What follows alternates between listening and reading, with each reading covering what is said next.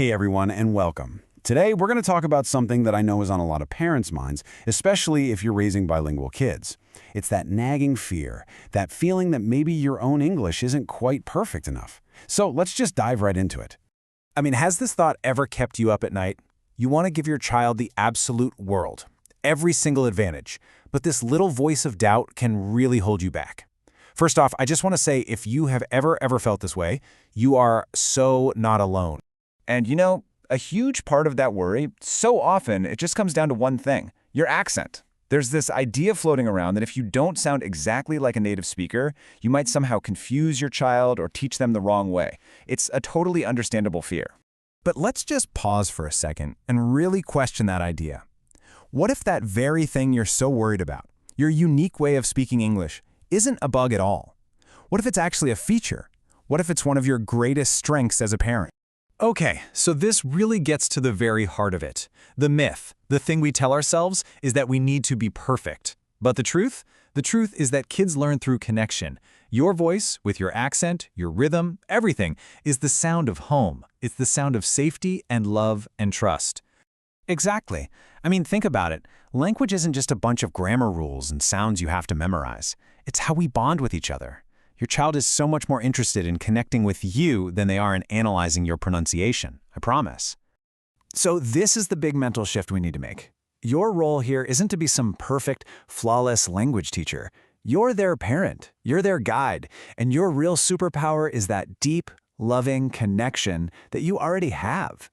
That right there is the best possible environment for any kind of learning to happen. Okay, so knowing this stuff is one thing, but really feeling it deep down, that's another challenge, right? So how do we take this idea and turn it into real, practical confidence that you can actually use every single day? Well, let's explore a whole new way of thinking about it. So I want to introduce you to a really powerful mental model. We're going to call it the parental script. And this is all about shifting our mindset away from pressure and tests and moving it towards something more like playing, like a rehearsal. So what exactly is the parental script? Well, I want you to imagine you're an actor in a play. You wouldn't be expected to just make up all your lines on the spot, would you? Of course not. You'd get a script. The parental script is kind of the same idea. It gives you your lines, some key phrases, and your stage directions, the fun activities you do together. It's a simple framework to help you feel way more confident. Let's break that down a little. Your script? That's basically your cheat sheet. It's a handful of keywords and phrases you want to practice. And your stage directions? Well, that's how you make the words come alive. It's the games, the daily routines, the silly gestures, all the fun stuff. It's the action that goes with the words. And look, you have so many tools to help you build this script. It can be as simple as picking a few phrases for bath time, like wash your hair or splash the water. And it is totally okay. In fact, it's really smart to use a translator app to double-check a word.